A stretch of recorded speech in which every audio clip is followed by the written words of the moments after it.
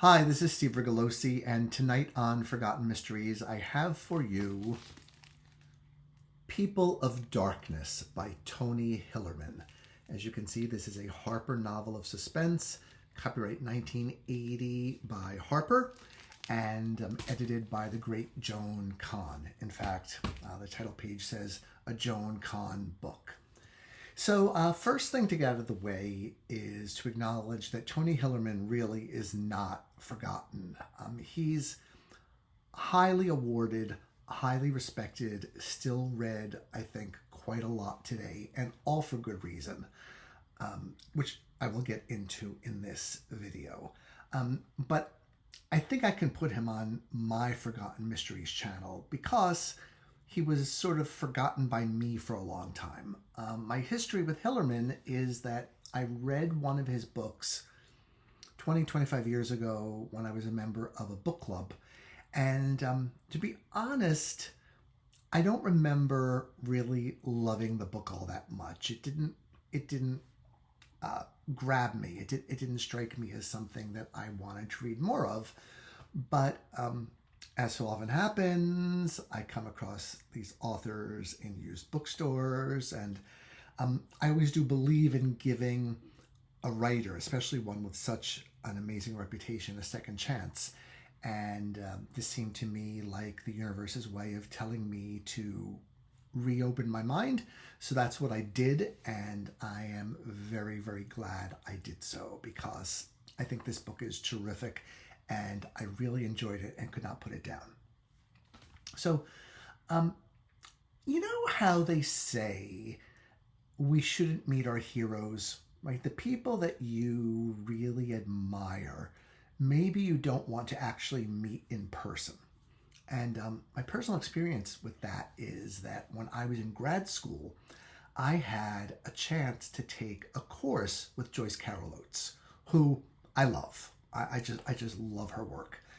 And I decided not to take that course, not because I had heard anything negative about Joyce, but because I thought, if I take this course and she's a jerk, I won't be able to enjoy her books anymore. And I enjoyed them so much, I just decided not to take the chance.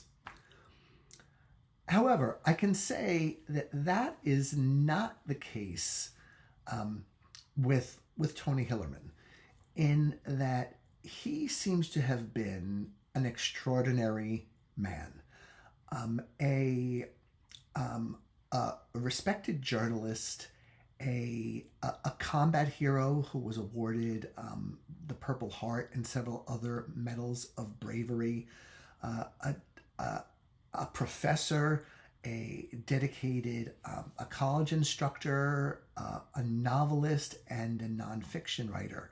And just by all accounts, a superb human being. So unfortunately, he's passed away, but everything I've read about him makes me think Tony Hillerman is a man that I would really enjoy having a couple of drinks with. He just sort of, I don't know him clearly. He, though, does come through in his writing as a man of thoughtfulness and respect and intellect and dignity. He just really did everything well in People of Darkness, from character to plot to conflict to suspense. I really was impressed by this book. So let me tell you a little bit about it. Hillerman, you probably know, has two lead characters, Joe Leaphorn and Jim Chee. And this is the book in which Jim Chee is introduced, and he is a member of one of the Navajo tribes, or the Dene people. And what makes him interesting is he's sort of, in this book, kind of on the cusp of trying to figure out whether he wants to spend his adult life as in touch with his background and his heritage, and learn how to be a singer and a shaman for his people. Or he's been accepted into the CIA. So does he want to go off to Virginia and become and lead more of what he would call a white lifestyle or an Anglo lifestyle. And you see him struggling with it. He's interested in both sides. And a lot of, I think, what makes Hillerman so interesting to read is that you get you get a view of white people or Anglos through the viewpoint of an American Indian, and you see the contrasts and you see the differences in the cultures and the spirituality. It just makes for a very interesting contrast. And I think it's all the more remarkable that Hillerman himself did not claim any American Indian blood. He grew up in Oklahoma side by side with an American Indian tribe, and saw them as people, right? Didn't see them as other or as separate. And I think he brought that to his writing. Nowadays, I think someone doing that is going to have a pretty hard time. We're going to get in a lot of trouble, right? We've got this bizarre idea, at least in America, that you can only write about people of your own race, gender, and sexuality, right? So I think a lot of people today would say, how dare Tony Hillerman dare to write about Native American protagonists? It's like that poor woman who wrote American Dirt, who was, she was vilified because she was writing about the Latino experience, the immigrant Latino experience in America, but was not of Latin heritage. And so therefore, St. Martin's pulled her off her book tour, and there was all this mishigas about it. Shame on you, Macmillan and St. Martin's. People can write about whatever they want to write about as long as they're respectful about it and they do it well.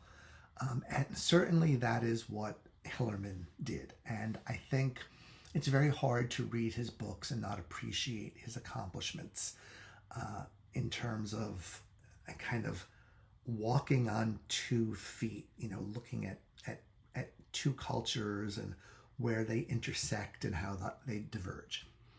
So let me tell you a little bit about the book. It opens with Jim Chee, who is, he works in a police enforcement capacity, and he is summoned by one of the wealthiest women in New Mexico. The books are set in New Mexico, whose husband, who is a very successful uranium miner, has had a box of mementos stolen from their house, and she wants this box returned. She doesn't want to get the police involved. Even though Jim Chee is a policeman, she's basically hiring him almost as a private detective, and he's kind of like, okay, I'll look into it. And in the course of looking into it, he runs up against the people of darkness, which are how would I describe this? They're considered what's called in the book, I'm not making this up, a peyote tribe, where their spiritual beliefs and practices revolve around consuming peyote. And so there's sort of a psychedelic feeling about all of it. And at the time of this book, that was illegal. Peyote was considered an illegal substance, and therefore, banned on reservations and everywhere else. And you, as an American Indian, if you took part in peyote ceremonies, you could be arrested for, owning peyote or using peyote or whatever. I believe that has changed. I think the law now says that it's part of a religious tradition, and therefore it is legal. But the people of the peyote tribe take as their sort of spirit animal the mole, and they call themselves the people of darkness. And there are spirit animals that are commonly referred to in Native American tribes, often something, a bear or a mountain lion or an eagle or something that is very much present and majestic. But moles are these sort of subterranean creatures that you don't hear much about. And right, if I were going to be a spirit animal, I would love to be an eagle, right? I wouldn't want to be a mole crawling around in the dirt in the dark. But that is what the title refers to, the people of darkness. And Jim Chee's investigations lead him to something that happened in the past with this peyote tribe. A lot of members of it worked for a drilling company. During a vision quest, the leader of the tribe said to them, realized something bad was going to happen to them and told them not to go to work on a particular day. And sure enough, on that day, there was an explosion, the mine blew up, and people were killed. And so Jim Chee has to look into the past. Meanwhile, there is someone who does not want the past at all messed with. And he hires this stone cold killer. His name is Colton Wolf, who is just a paid assassin and has really no remorse. Will kill you as soon as look at you, as long as you're greasing his palm. And Jim Chee falls afoul of Colton, and so in addition to Jim investigating this case, he's also trying to stay away from Colton Wolf. And that's pretty much what the book is about. Along the way, Jim meets an Anglo school teacher, a woman named Mary Landon, who they have some pretty instant chemistry, and both of them realize she's thinking, oh, am I attracted to him because he's exotic? He's an exotic American Indian man. And he also thinks, am I attracted to her because she's Anglo and she's not usually what I see or date? And so there's some interesting cultural conversations between the two of them. I'll get a little bit more into Mary later because I ended up not really loving her that much. But I think that may have been by design. Like I said, I'll get into that in a little bit more detail. So in terms of what Hillerman does right in this book, pretty much everything. Once I got 30, 40 pages into it, I could not put it down. Jim Chee is such a great character. He's without ego. He's without hubris. He talks to everybody the same way. He doesn't have a hierarchy of people in his mind, the way maybe an Anglo society does, right? Where we're so obsessed with social class. He just believes in treating people like people. And he's honest. People ask him questions, he gives them honest answers. When he asks people questions, he elicits the truth from them because he's so open about himself and so honest that people just want to talk to him. And of course, it's much easier for him as an American Indian to talk to other American Indians than it would be if, say, some Anglo policeman was on the reservation trying to get information. And note, I do say American Indians here because I know several of them, and every one of them has said to me that they call themselves American Indians. They do not call themselves Native Americans. So that's another thing that our strange world has brought us, where we don't call people what they call themselves because we think we are righter than they are in terms of being able to name them. let me not get started on that, although I already have.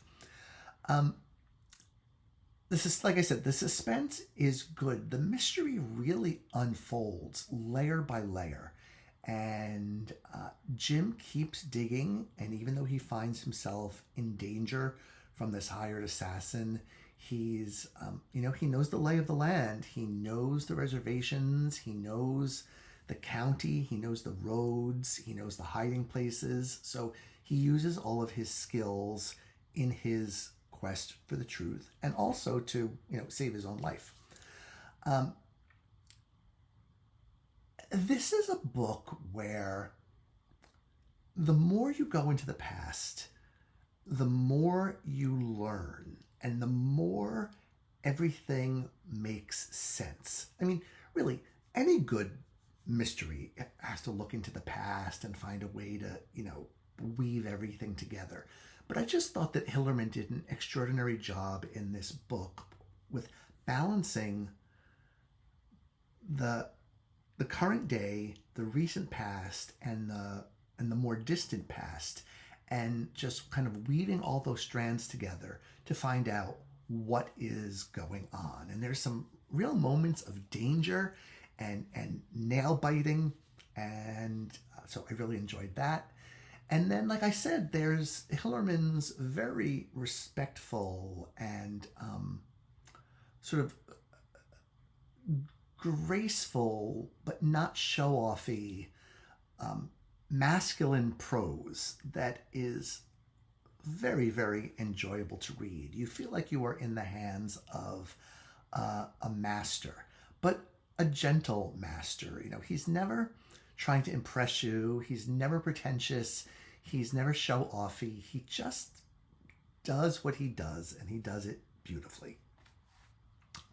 One thing that I thought he really did that was extraordinary is that the assassin, he actually makes the assassin somewhat sympathetic, right? So do we really need to have a lot of sympathy for people who get paid to kill other people? We probably do not. But Colton is sort of desperately trying to uncover his past. He was a foster child. He seems to have memories of his mother, but he doesn't know where he's from or who he came from. And in his off hours, when he's not assassinating people, he's really heavily looking into his past because he wants to know who he is. And that gives him a pathos that, you just wouldn't expect from a typical,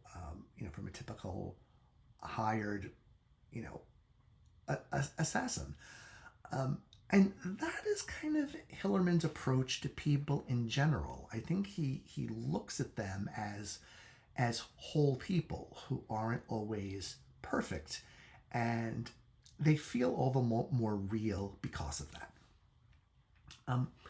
I mentioned the character of Mary Landon, the Anglo school teacher here.